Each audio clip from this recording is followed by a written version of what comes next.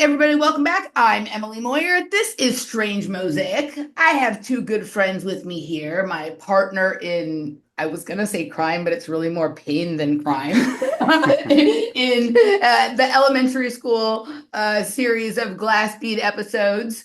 Chris Miner is here, and his and our good friends, Gabe, Slick Dissident. I heard them streaming a few weeks ago, and like in about a space of 8 minutes, they threw out like a ton of topics that sounded juicy to me that needed more digging into. So I was like, before I even listened to the rest of the show, I'm like, come on, let's have a chat. And we're going to dig some of that out today. And but I should have introduced them as the new nickname that I have for them. I've decided that they either need to like come up with like some boss ass back to back DJ set or become the most famous tennis doubles team in history. But I like calling them Slick and Minor. So that's what I'm going to do here. So welcome back, guys. Nice to see you. How are you? Good to see you. Good, good. How are you doing? Living the dream, you know. It's been a really fucking weird time. Like the Yeah. the energies are like I don't know if it's just for me or if it's just for everyone or if it's just the way the for me meets the for everyone, right? It just feels like it feels weird. Not weird bad, not weird good, not just fucking weird. And so every day is a winding road, right? Like I don't know, like I feel pretty flat a good amount of time right now, which is unusual for me. But when I don't feel flat, then I feel good, right? But I never know like what it's going to be, and it's usually like the not opportunity. Like at bedtime, I'm all energized, and when I have something important to do, I feel flat. How about you guys? I'm doing lovely. Yeah, holding it down in Indiana. We had some blackouts about a week ago. Got to test out my survival skills and kind of put a fire under my ass to get into spring mode. So yeah, about to put some seeds in the garden tonight when we get off the line. So doing really wonderful. Thanks for Well, having us. well, the show that caught my attention was Seeding Freedom. So Yeah. I guess Yeah. that's what we're talking about here. But Yeah. before Chris moseyed on in, you were just chatting and you dropped like a big synchronicity ball of yarn into the pit here. So you want to tell everybody what you said to me, and then I'll go ahead and dig it all out for you. Absolutely, absolutely. So yes, just a couple days ago, I had a just a down spike in energy. My psychic defenses were peaked to the max, and everybody's talking about the tariff wars and all the yada yada in the zeitgeist. And I'm just reflecting on the fact that over the last week, we have reached the 1 year anniversary of the Great American Eclipse. And this was X marks the spot in Carbondale, Illinois, where Buckminster Fuller was born, where the second eclipse path of totality was expressed in southern Illinois, right by Cairo, where all of American gods has a root in the Cairo location of the country. And so I told you, Emily, that I traveled there. It was a wonderful gauntlet of synchronicity that brought me to a successful camping at ground zero. And as I approached this clearing in the woods that was so choice place to experience totality, as I approached, I heard something very large rustle through the reeds, these dried up reeds. But it wasn't just brushing the reeds. I could actually hear it thump. Mhm. There was a thump, and I stopped and I said a little prayer and I cleared the space and I gained permission to own the new territory. But I ended up recording a little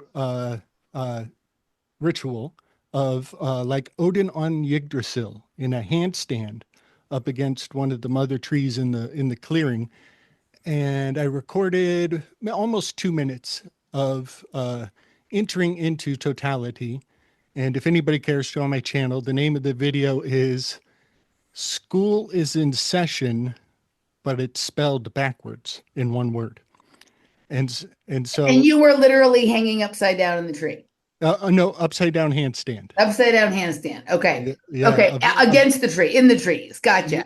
Okay. yes, a very prolonged handstand as totality encroached into the space. And you can hear in the video, you can actually hear how far away the people are as they all do their ooh, ah. Yeah, they're very far off. And then just before I come out of the handstand, the very last seconds of the video, something chirps from exactly the location where that thing had thudded off, not far. It had only gone maybe 20 yards off. Mhm. And that chirp, I can totally pick it up in the recording. It came from the same location, but I didn't realize it when it happened. It was months later that I'm looking back and I'm like, I I remember the chirp. I remember I can hear it in the video, but then I associated it to the critter who had moved off in the reeds in the beginning of the procedure. It was a heavy duty humdinger for me, especially considering the eclipse factor. So I'm going to call it my only Sasquatch experience. And if anybody hears the chirp, it is very distinct. Well, okay. So have you talked to Ashley about it? Have you asked Ashley about it? Ashley Who's Stinnett? no, Paging no. Ashley Stinnett. Does she speak The Sasquatch. Sasquatch? Yeah, yeah. I mean, she's like that's her whole. I did about a 4 hour show with her last year, I love that. yeah, about some of that stuff, right? Okay, so a couple of things. This is why it was so interesting that you brought this up. I hadn't heard anybody else talking about that we're on like the 1 year anniversary period from the Great American Eclipse, right? But you were talking about the upside down handstand, the hangman or whatever hanging in the trees or something like that. And literally just before I started with you guys, I was having a meeting with Mario with Symbolic Studies, right? And we were literally talking about the hangman card, right? In relationship to, sort of the symbolism around dancing and whatever, right? So, and what's crazy about all of that is, I don't know if you've heard Mario say this before, but at the eclipse back in 2017, he damaged his eye by looking at it. And I didn't realize at the time, but last year at the eclipse, I damaged my eye by looking at it. So Wow. like we were in the path of totality here in Austin, just like in Carbondale, right? So we stayed home and we hung out on the grass and it was incredibly like cloudy that day. There was no, you could not see the sky at all. The entire sky was white, right? But right at the time of the eclipse, literally an opening came around where the sun is just for a few minutes. And so we were able to see it, right? And I kind of like I had my eyes closed and I was like this, but I kind of like cracked my eyes and cracked my fingers. And I looked at it like right at the very peak of it where it was like completely covered, but you could see like this little sparkle, like a diamond on a ring, right? At one side of it, right? And it Yes. was the most brilliant thing I've ever seen. And I heard all people like we were out by the water, but our apartment was just a few hundred yards away, and people were on the roof there, and you could hear that they were making all kinds of like wild animal noises. So when you said you heard a Sasquatch, I'm thinking about like hearing people go, "Ooh," when they were doing all this kind of shit like that, right? But like I looked at it and like never, it was fine. I was fine for a while. But over the course of like this past year, I've had some very weird things going on, specifically with my right eye, which was the one that I sort of peeked out, out it. And it's not like I can't. It's not like regular sort of like bad vision. Like I don't wear glasses. I've never worn glasses. And when someone's vision starts to go, it's not like their vision is just bad sometimes and not other times, but that's what's been happening to me. Like sometimes I feel like I have like a film over my eye and everything is super blurry, and other times it's 100% fine. But this started after that point. So right before you came on and told me that, I was literally talking about the fool with Wow. Mario who was sort of, blinded at the last eclipse. And for me, it messed my eye up on this eclipse. And of course, he lives in Portland where Ashley Stinnett lives, and I do believe that they are good friends. And Ashley Stinnett is a Whoa. Sasquatch. That is her whole thing. Her channel is a Sasquatch channel, right? Wow. And so you just tied like this very interesting, this very interesting little like bubble ball. You had no idea when you said that was what Mari and I just talked about, right?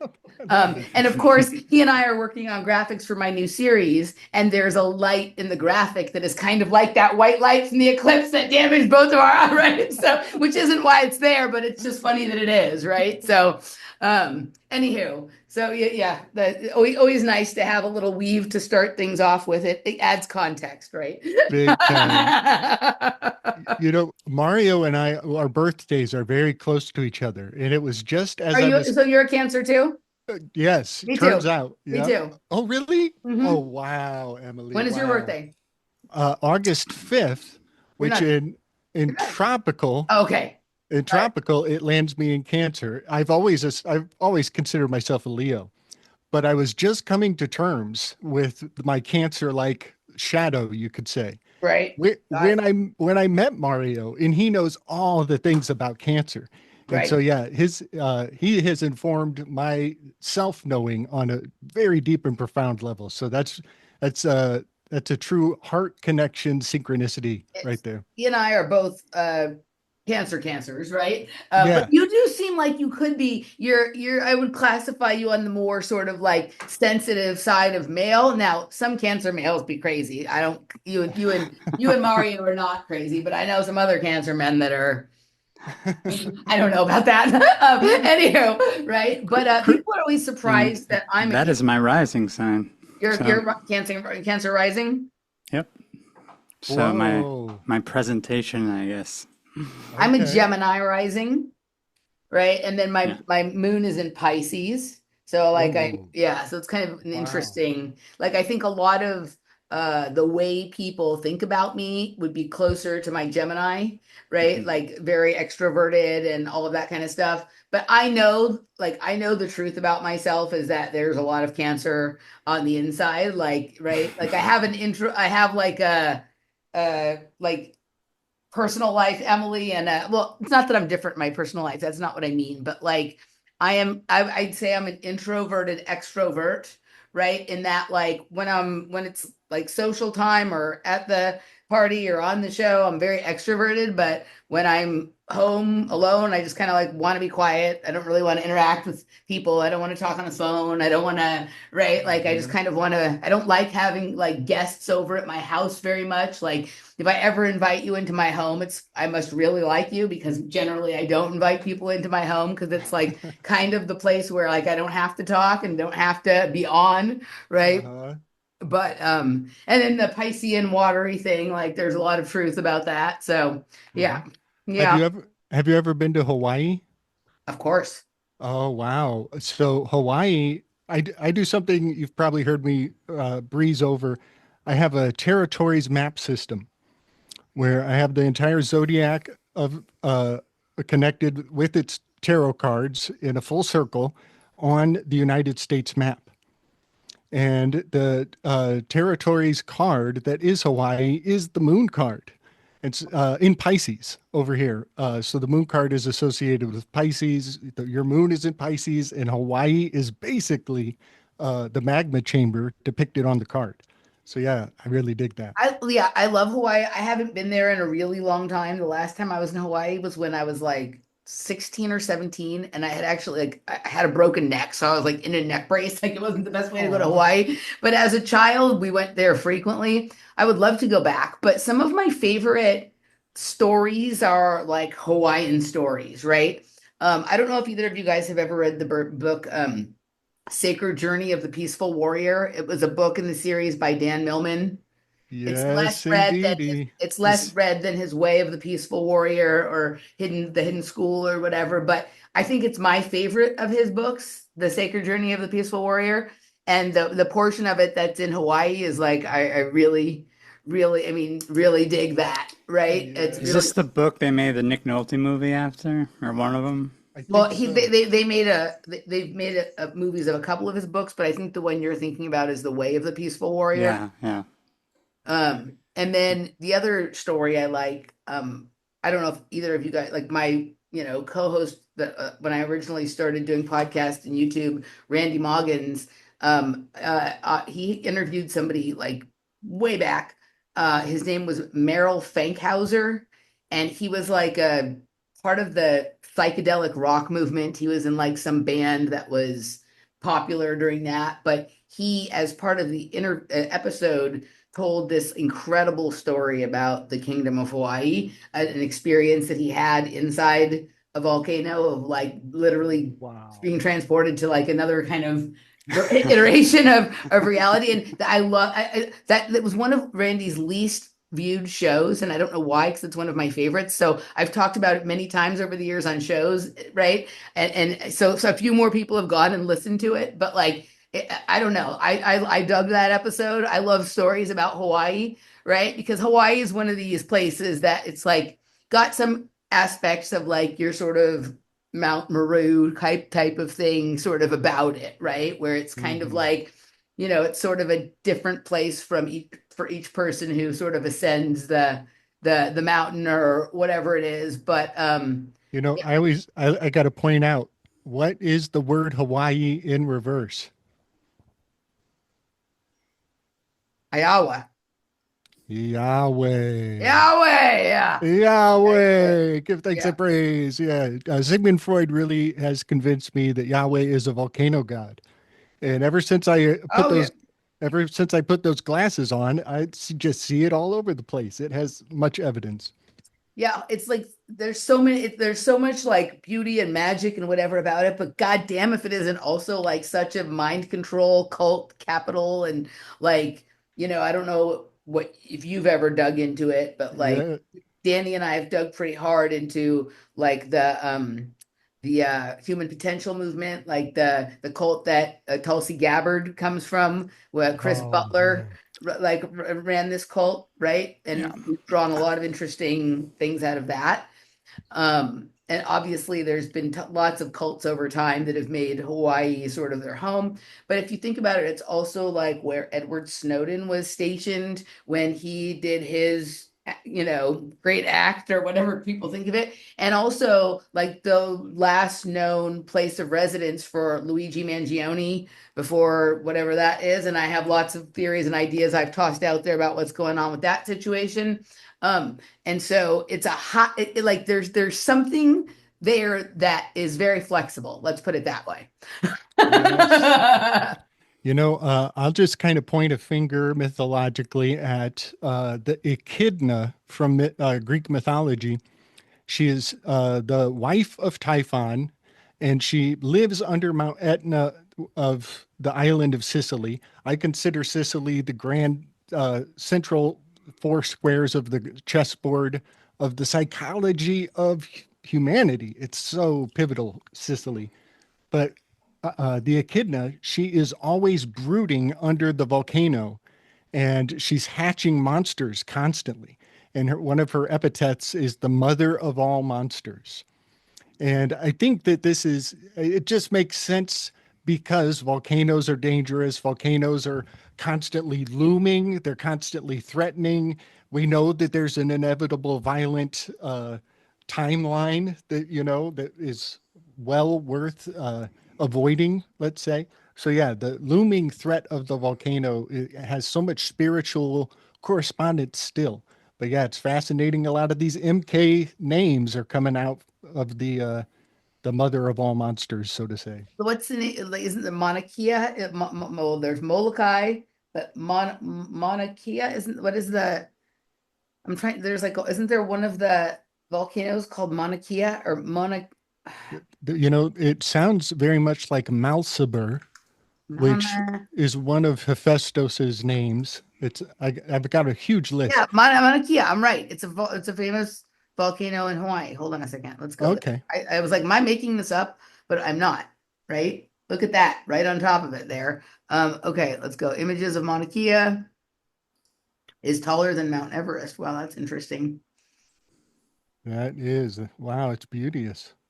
Um, and look at the it kind of looks like Grove Park Like, Observatory up there. It's kind of interesting. wow. Molokai is also a really interesting smaller one of the islands there. Yeah. Yeah, this the island thing was kind of coming up when we were talking about the whole JFK Onassis sort of connection because I was like something was bothering me about that region near Australia, in between like Australia and Southeast China, Yep, Hmm. the Indonesia.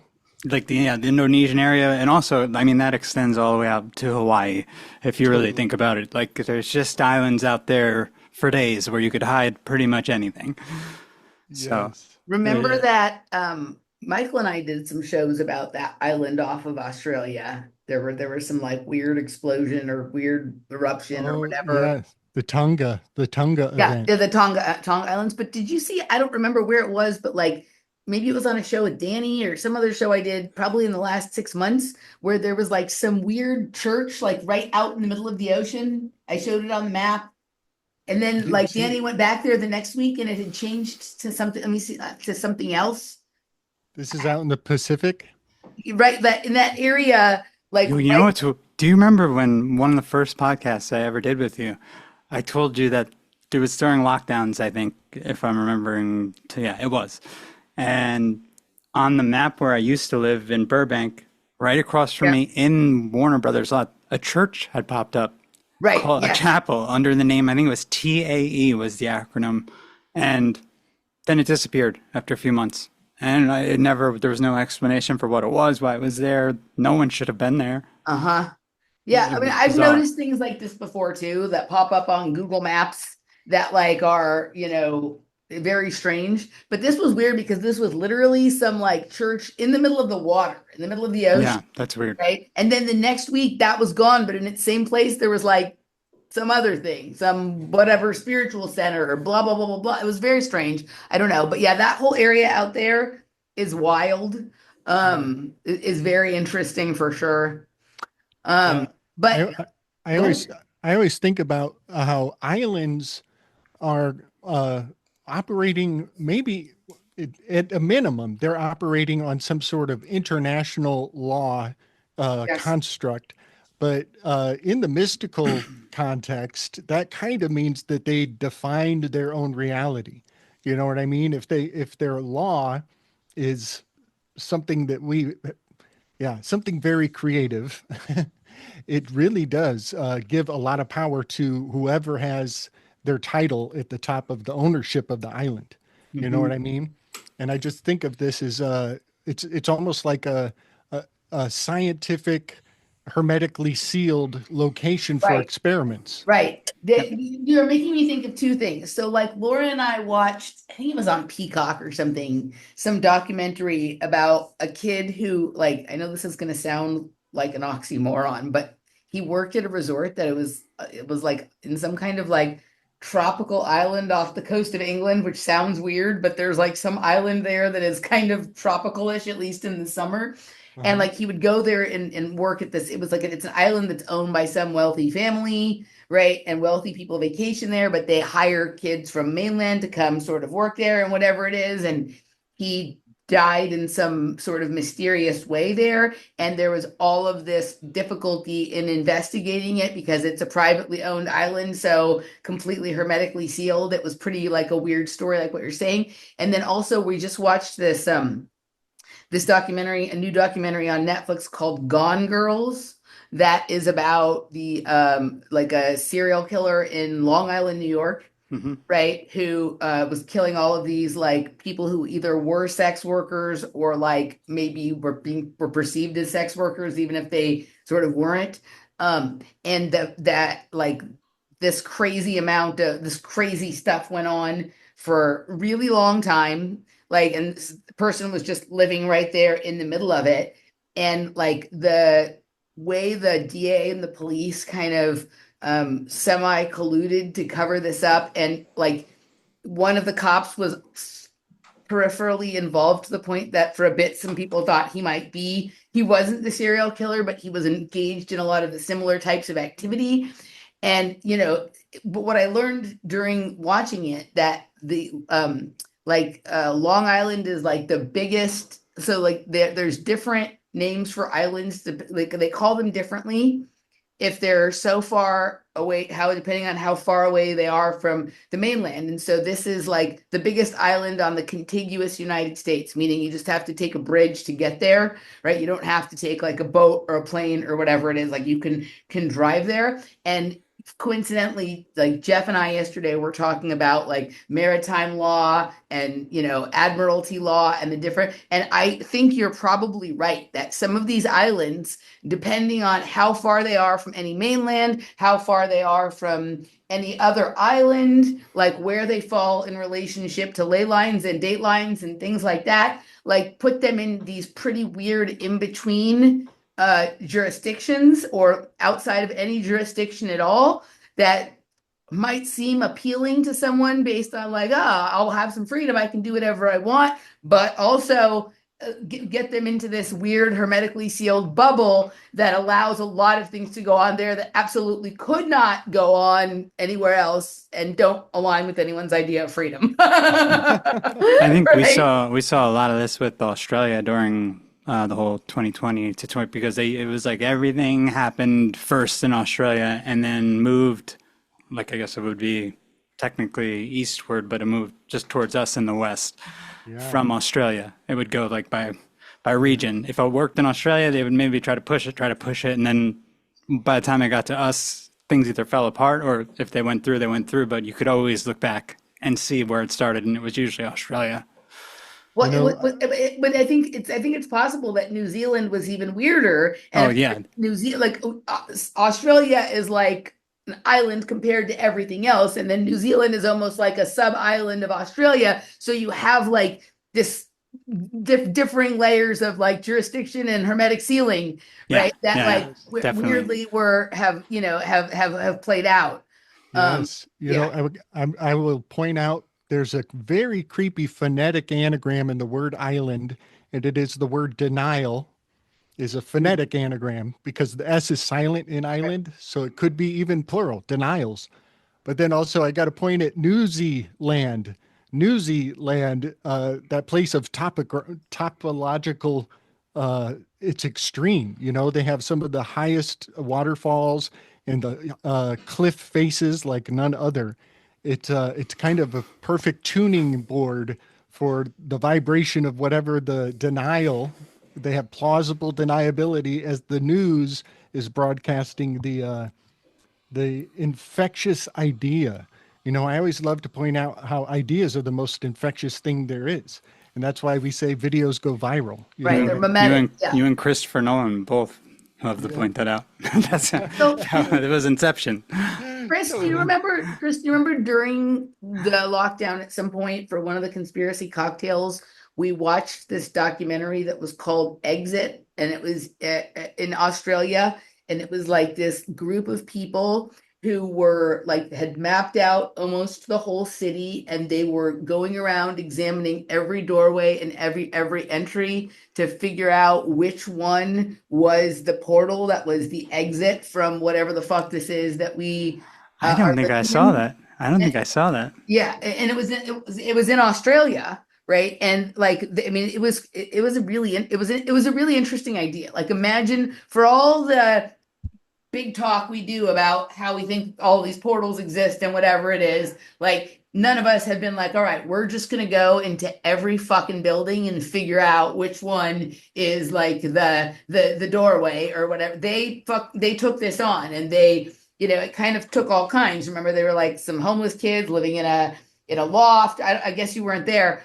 And they spent a tremendous amount of time doing all of this. They got into all kinds of weird, sort of situations. And then in the end, it wasn't really in any of these abandoned or either abandoned buildings or some super fancy like corporate office that for some reason had no one in it. Like if I recall correctly, it was just inside of a theater or an opera house, but it was not the famous Sydney Opera House. It was like an indoor kind of place, if I'm remembering correctly. But you know, one way you could perceive that is they're saying that the entrance or the exit, if it's the same, either the entrance or the exit, or maybe if they're both one and the same, is in, I think it was in Melbourne. It was in Melbourne, Wow. right? In the territories, do the exact same process onto the global map of the realm, and Australia is clearly the Hanged Man card. It is so obvious. It's so Or obvious. hangman. Yeah, more Hangman to the max. It also has, I believe, Houdini is a living egregore of the Hanged Man for so many reasons. But Houdini went to Australia. He flew one of the first planes in Australia. He jumps out of one plane, hangs on a rope like the Hanged Man, and descends onto another plane and transitions in a publicity stunt that was filmed in Australia. And so the essence of Houdini is completely, yeah, kind of floating around the conversation thus far in a fun way. We haven't moved away from the Hangman card, Emily. We're I still on know, it. right? We're still on it. Australia is one of these weird places. I mean, it's not every place is fucking weird, but like it's weird in the way that like Australia could literally almost be um in another realm or on another planet because it is so far isolated from, I mean, there's obviously like Tonga and New Zealand and those islands there, but in terms of like anything solid to hang on to, it is so far away from any of that stuff, and the way the what people have to go through to get there, right? It's an exhausting, like, just to bring everything back to tennis because I like to and I haven't in a while, at least since the beginning of the episode. There's in the beginning of like open era when people started, playing at the Grand Slams, more, there was a lot of people that didn't, a lot of American players who did not go to Australia because it was too disruptive, right? And now like they literally have to go down there, like they have to start their descent and going to Australia like around Christmas time in order to get like adapted and over jet lag and used to the summer because it's summer there so that they can play Right. well later in January at the Australian Open. Like that's the kind of place, and while all islands are like, no other island takes so long to really get to, other, I mean, Antarctica, I guess, or whatever it is, but like that you could literally be making a more significant jump, if you know what I mean, than what anyone understands, and still be pretending that we're in the same realm. And so I think about that sometimes, right? Like it does not feel the same. And Yeah. my father has traveled everywhere. My father is like traveled everywhere. And he has zero. It's so weird about my father, right? Like my dad, we disagree about a lot of stuff, but when he really feels strongly about something, even if I like on the surface think like his feeling is kind of retarded, like I pay attention to it. Zero interest in traveling to Australia. None at all. At all. Right. And he's been fucking everywhere. Like he's not afraid of a long plane ride, right? He's not like, he likes different cultures. He's been to everywhere in Latin and Central and South America, everywhere in Asia, everywhere in Africa, everywhere in Europe and Eastern Europe. And he been to the Soviet Union when it was the Soviet Union, and Siberia, and did all this kind of stuff. Like he has zero interest in going to Australia. And it almost makes me wonder, like, if there's like, I don't think like he knows upfront consciousness, but like somehow like that's an alien planet that he wouldn't survive on or something like that, right? To the extent that planets or aliens exist, which I'm not sure that they really do. But anywho, right? Yeah. I always love pointing out, I think this fact is going to be harder and harder to dig up as the information deluge continues. But I always point out how America was a penal colony. Mm-hmm. And if from American Gods, I learned about the European transportation system, is what they called it. And that word transportation system almost makes you go to sleep and not pay any attention at all. It's the perfect word for realizing this was nefarious AF. They were taking people from minor crimes that they were increasingly restricting Kind of like behavior. flying them to El Salvador or something. And they would totally, they would give people the chance to plea bargain for even the totally minor infraction. And instead of serving a minimum of 7 to 12 years, they would get shipped to the new world and become indentured servants. And that had been going on for so long, almost 200 years. And we don't hear much about it because it kind of sounds like that white slavery trade. Wasn't Australia a penal colony as well? Well, it turns out the year that the colonies in America made the Declaration of Independence is the same year they stopped sending them prisoners because they're giving them numbers Right. that they can conscript or make a rebellion, and they started to ship them all the way to Australia instead. Right. Okay. That's like year to year change right there. I don't know why I'm going to say this, but I have to just because it's another synchronicity. So last night, Laura and I finished watching the series we were watching that short series called Adolescence on Netflix that a lot of people are talking about. But so we just had one episode left, and so we weren't ready to go to bed yet. And so she loves this series called Love on the Spectrum. Have either of you guys heard this? Watch No. this. So it's No. like a dating show for young autistic people. Like young autistic people are trying to find love. I think I think I know what you're talking about, but Laura loves this. haven't watched any of This it. is one of those things that like usually she watches when I'm out of town because generally I'm not interested. But the new season just came out a few weeks ago, and like last week, one day I was like really tired. I'm like, watch whatever you want. I don't care. I'm gonna fall asleep on the couch anyway. And if we're watching something important and I fall asleep, she gets mad because then we have to rewind it and watch it again. And so I'm like, we don't care about this one. I'll fall asleep. You watch. But I ended up watching some of it last week, and then last night when we were done, I was like, "You can watch that if you want." My boss is going to call in a little bit, so we were watching, and there was a new girl introduced who was like pretty like on the more. When I say this, I don't mean anything offensive. The more normal side of autistic, like pretty high functioning, like you wouldn't know probably unless you spent a long time with her or she told you. But like her thing that she like weirds out on is the T in Boston, the Metro Transport Bureau of Association, the subway there. Like she's a huge fan of and it can be called the MTBA or the MB. Hold on a second. Massachusetts, what is it called? MBTA, MBTA. It stands for Massachusetts Bay Transportation Authority, right? And she like all the stuff in her house. She has like all the swag from the MBTA, right? And she has like a sign and everything. And like this is an important thing for her when she's going on a date to find somebody who's also like a big supporter of the MBTA. And like she has this group of other autistic people who are also obsessed with the MBTA, who she goes out and she rides with, and they like cheer the train drivers on. Wow, that Right. is It was so like, wild. so when you were just talking about transport as a weird thing, I'm like, that the autistic attraction to it probably is connected to whatever it is that makes it that weird thing, as opposed to just like, I like riding on trains. Like, Yeah. I get it. Some people like riding on trains. I know people collect model trains and this, that, but this felt more about like attachment to some other thing. I don't know. But yeah, so there you go. Love on the Spectrum. Check it out. There's a big transport fan there.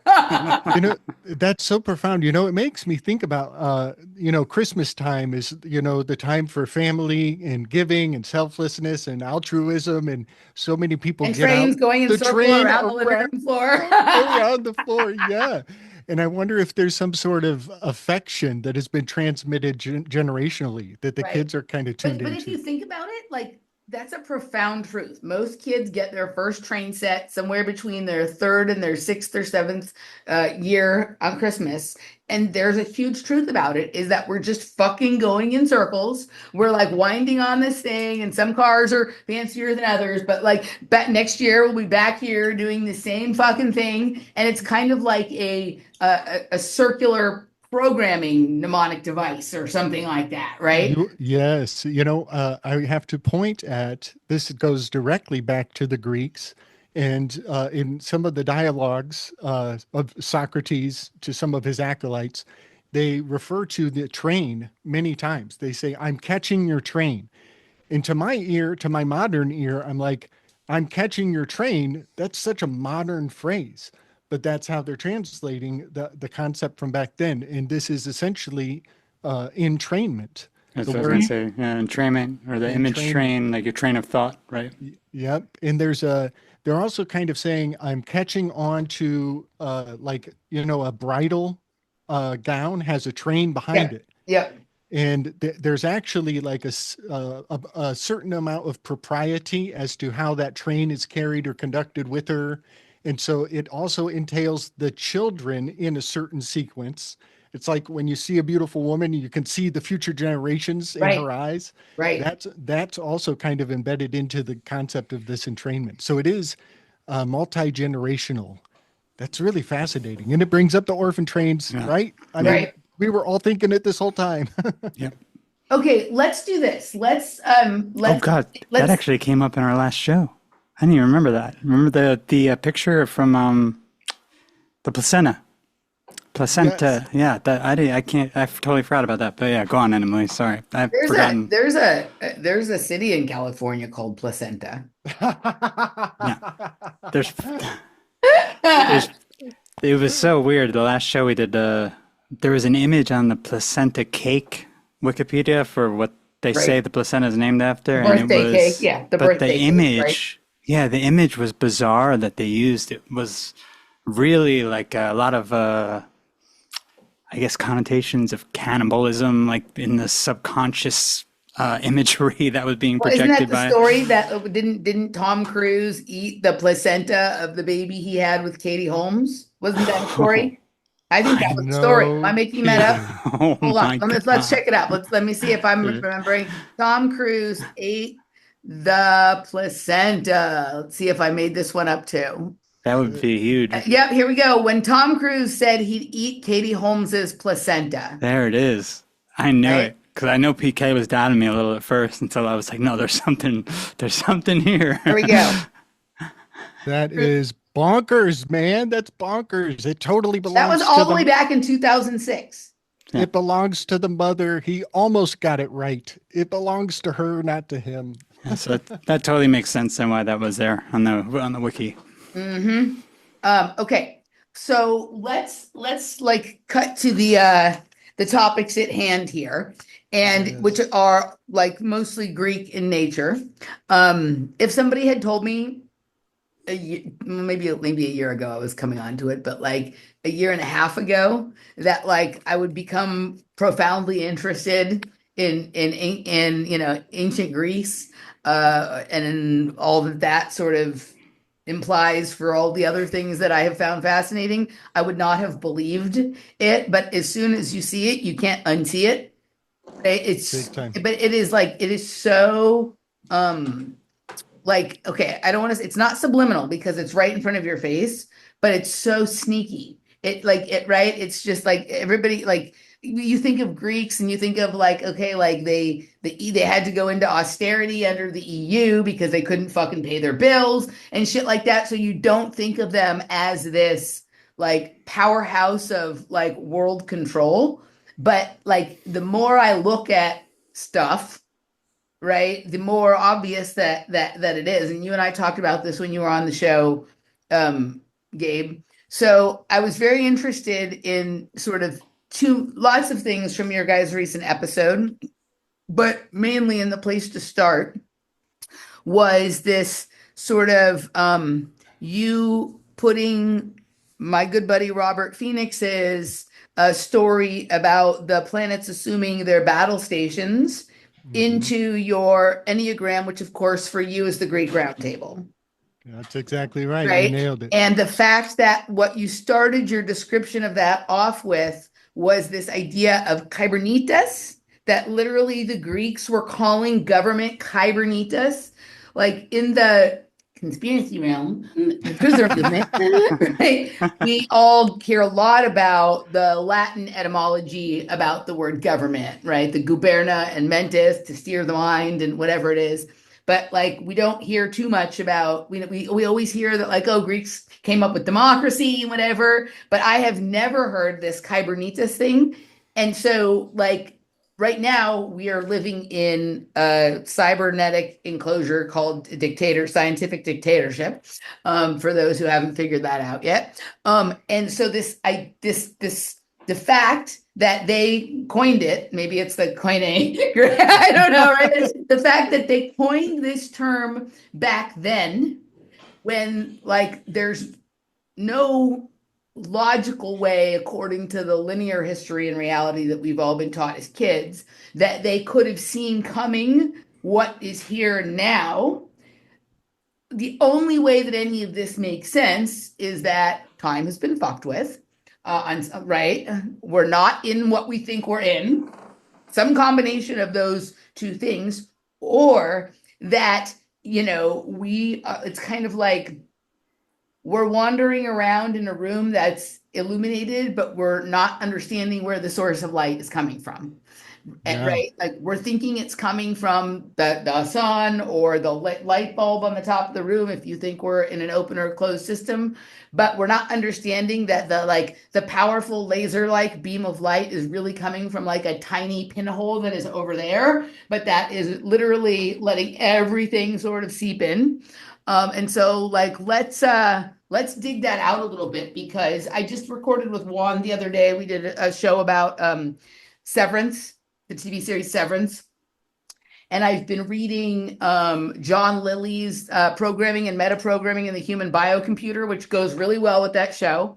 But there's a lot of things about that show that make me think of the TV series Maniac. I don't know I think you've seen it, Chris, because I've talked about it before. Mhm. But that Maniac is a really great dramatization of the true story of ENIAC, the ENIAC program, and the Monte Carlo method, which is all about cybernetics. Wow. Right. Wow. And so that is that old, that idea is that old, completely displaces any normal understanding of what's going on here that we thought we had. So Yeah. guys, take it away.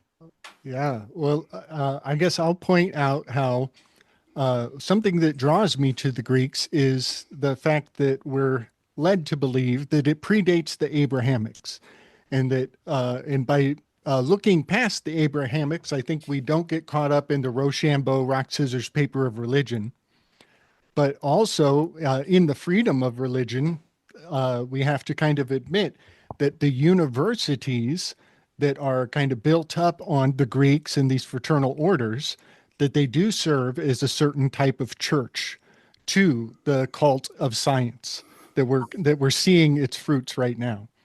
And so that's part of why I've tried to focus that far back in time. And then I learned things like their language was actually verb centric. And in this verb centric structure of their sentences, it actually means that you can scramble sentences. It only depends on the details of the verb that commands the rest of the sentence to make sense. I'll just say sense, but maybe it makes 6 to 7 senses depending on how the verb acts. And so just kind of getting intimate with the mind of the Greeks. A lot of people will say that the learning about the Greeks corrupts, that Greek culture corrupts. And I think as we learn how the Greeks thought, it really exposes corruption. It's exposing corruption. And so, yeah, that's kind of my shtick, is that most of what we call university is built on these fraternal orders that are all initiation based. And these initiations, we also could just call it regulatory capture of thought in general. And so, yeah, that's kind of some of my. So the Greeks created it, but also offered the path to exposing it. Kind of. Is that what I just heard you say? Kind of. I would say like that it exposes corruption, and I'm like, yeah. wait, they're creating corruption, but they're also unpack that a little more for me, because I'm not sure I'm not sure I'm correctly understanding what you're saying.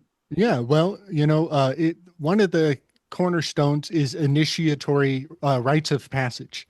And when we talk about initiatory rites of passage in esoterica, it sounds like woo-woo. Right. But you just take the formula and you look at what they're doing. Rites of passage. Rites of passage all the way, right? Yeah, show me your papers, all the way down to show me your papers. Right. And so, yeah, that's kind of the construct that I've been getting a better language for taking the esoterica and exposing what everybody just considers the way of the world. So they create all of these sort of enclosures, these enclosures that you are initiated into, but the way that their language works, and therefore the structure of their stories. Like this is like when Alman talks about how like the Greek theater was set up so that you could literally like mock and make fun of and expose the corruption of your government or that was going on in the cult hierarchies and whatever it is. And it was legal, it was expected to, but you had to do it in that realm. Right? Yes. Like you had to do it in this sort of linguistic, artistic manner, not just like standing out in the street. Like I think Hunter calls them like a blue-haired land whale, and with a sign screaming and yelling about how unfair everything is, right? Yeah. But um, I think right? it's interesting too that these are like the oldest sort of writings we get like from Plato and stuff. If you read enough of like the Republic, you start to see, and you read between the lines, which I think Gabe has done a lot of, you start to see, oh, this is exactly what the way they've been doing it all along, and they still keep doing it this way, and it's right here for us to actually learn about, but no one goes back and does that because the only people who are really brought up learning about the Greeks are the elites, the rich, Right. Right. wealthy. We're all convinced. We're all like convinced that we have to be careful of like communist thought infiltrating our universities, like Soviet or Russian propaganda or Chinese propaganda, or like maybe like if you're Israel trying to convince us that Qatar is infiltrating universities this week or whatever the fuck it is. But literally, the only culture that has infiltrated every single university in the entire country is fucking Greece. Yeah. Is Greece.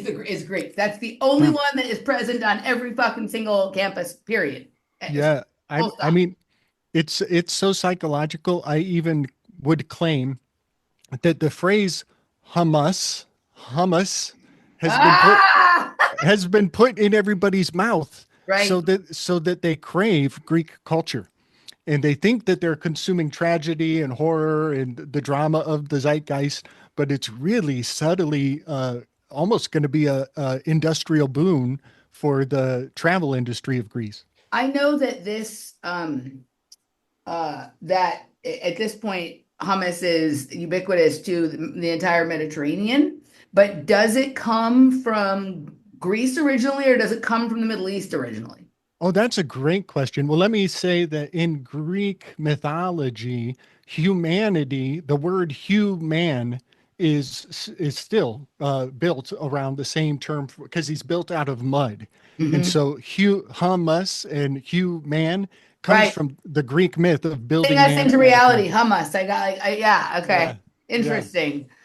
Yeah. Um, And this led me to a lot of why we had that one live stream because there was something bothering me about how Rome gets blamed for everything, but the presentation of the Greek culture seems so much more sophisticated than what Rome was, and it just was absorbed into the Roman culture, but minus the sophistication, and then they become less, I guess, less advanced, and it just doesn't make sense to me. Something's odd about that whole packaging there. Yes. You know, okay, so I have a little mental, uh, it's kind of a puzzle, but there is a phrase in academia that goes something along the lines of, what has Athens to do with Jerusalem? And this is to say, what does wisdom have to do with faith? That these, St. Augusta would say, faith and reason are the two wings with which a man lifts himself up. But when you do that little mental puzzle, you should look on a map and you should think of reason as the where we call Greece. And when you think of Jerusalem, there's a thought line, there's a thread, there's a string on our conspiracy corkboard. You would draw the string over to where we call it Jerusalem. And right in the middle of the two is the island of Cyprus. This right. is a crucial, this is the common place between Jerusalem and Athens. And so that right there is kind of a pinpoint. I think of it as a psychic tuning fork that is pointing at the shape of Cyprus is pointing like a tuning fork at Turkey, which is Damascus, where they plan for Damascus to be laid waste overnight before the end times can begin, before the end times can begin. And so that little maxim is very fascinating, but I want to flip it on its ear from the beginning of the formula. What if we think of what does Athens have to do with Jerusalem? And instead of moving east with our conspiracy yarn, what if we move it to the west over to Barcelona, Spain? What if we put what we call Jerusalem in another country completely? We flip the whole formula. And what is in the middle of your string right there? It is the island of Napoleon. It's Napoleon's island. Help me out. I need a lifeline. Is it Corsica. Corsica. The island of Corsica. Instead of Cyprus, we're now the center of our thread is Corsica, Spain. And Napoleon has that iconic scene where he's pointing his finger at the sky while he's rearing his horse back, and he's telling us all history is a lie agreed upon. His hand gesture is in the shape of the island of Corsica. That's His little interesting. his finger to the sky is the shape of the island that he is from, and it's the center line between Jerusalem and Athens if you consider Jerusalem Barcelona once upon a time. Okay, I have a response to what you said, Chris, and then a response to what you said. So I'm going to hit Rome first, and then we're going to go to your Jerusalem, Greece thing.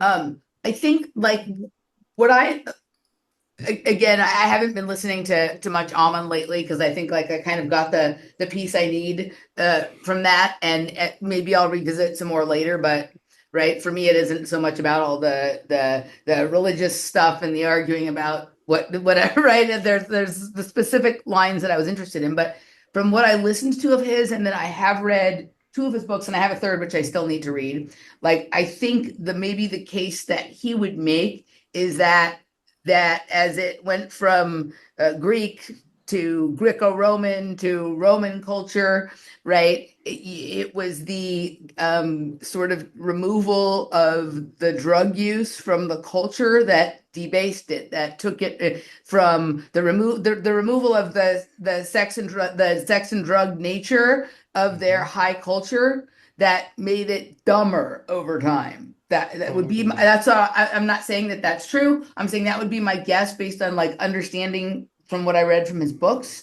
right? That like these mysteries were how they went out into the field and brought knowledge that's sitting there, right? And so it's kind of like the drugs become the glasses you need to see the UFO or whatever the fuck it is, right? Like the lens that you need. And when you start removing the drugs from the rites and the rituals, they start to become, and to the point where you're like, eating a wafer and drinking punch or water or whatever, right? That's how you go from this very advanced, society to what you're saying, like the seemingly moving backward, though it was forward in time, right? Yes.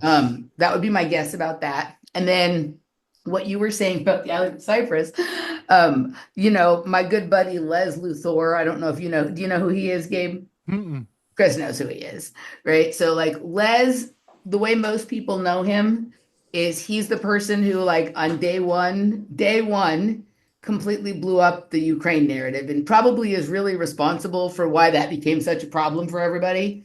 Like he went to Ukraine on day one and he was like, this is fake. Like he caught it all on camera, right? He was like, yeah, right. And you can go back and watch some of his threads from that time. But he tried to go to, as soon as the Israel-Gaza war popped off, he tried to go there, but like now, like they all know he's coming, and so they won't. They right. But he tried to go there, and so what he did is rather than going direct from where he lives, he went to Cyprus first, thinking that would be a better chance for him to get in, and ultimately, like he ended up sent back to I can't remember if they wouldn't even let him get on the plane to go there, or if he went there, but when he got off the plane, they didn't let him in. So he ended up with a weekend vacation in Cyprus instead. Yeah, right. And he said it was such an interesting place. It was like though it was beautiful there, it was kind of like a fake place. It was like so. That's so funny that he said that. That he says it was like a fake place. As like a tuning fork. Like for him, he felt like it was one of these. It was like one of these like created little vacation villages but there's like all of this like very pretty Mediterranean Greek looking isle parts of it. And then he literally found this other part of the island that was abandoned that looked like a war torn place. So he jokingly went in there and filmed as if he were in Gaza at the bombed out buildings, Yeah. and you would completely have believed it. So it's almost like, Wow. have they been using Cyprus as like a staging ground? Like, are they filming some of the stuff there? So, like, do we Yeah. even really know what's going on over in the other place? Because when you have this place that exists, and he's like, nobody was over there. He's like, there's all these people over in like the pretty beach part, and then there's this like abandoned part. Do you remember when we showed that video Yeah. on the show? And Fucking and crazy. this is exactly how from what I've heard from my friends who've gone to Crete, and I always thought Crete was an interesting name because you have the Sea of Crete and you have Crete, Right. and it's like the secret basically is it Crete? I don't know. But he said the same thing when he went there. You have these really nice, very almost fake kind of Disneyland sort of resort areas, and then it's like a bomb hit the rest of it, and it's just you wouldn't know that it's the same island, and it's just a small island. It's I think Crete is in the center of Sicily, and Sicily on the left, and And the Cyprus bombed on the out right. part is like abandoned. Yeah, It's like vacant. there's no It's one, no like one. we're done with this part. Now we're gonna move over here, set up the new fake thing. We'll be here for a couple decades, then we'll bomb this out, move over somewhere. Like it's Yeah. fucking weird. Yep. Wow, it makes me think of the rover mission for Mars that is probably actually in the desert of Nevada. You know what I Right. mean? Right. Yeah, Yeah. yeah, Yeah. and I know the U.S. does have Air Force bases on all of those islands, so they could be doing anything out there. Okay. You know, And there Right. is who? Do you guys know who David Ewing Jr. is? Because he even makes like a really crazy argument that Greece wasn't even a place. So it was a total like in. I mean, like almost like it's like a grimoire or memory palace used by Right. the controllers throughout the social engineers. Well, what that like it could be a memory palace, or what if it's a psychedelic space? Hey everyone, hope you enjoyed the first hour of my recent chat with Chris and Gabe. If you would like to check out the full 2.5 hour episode titled Psychic Tuning Fork, use one of the links below. There's a promo code for a free month on Locals, or you can get a free week at 2 different levels on Patreon. Have a wonderful day.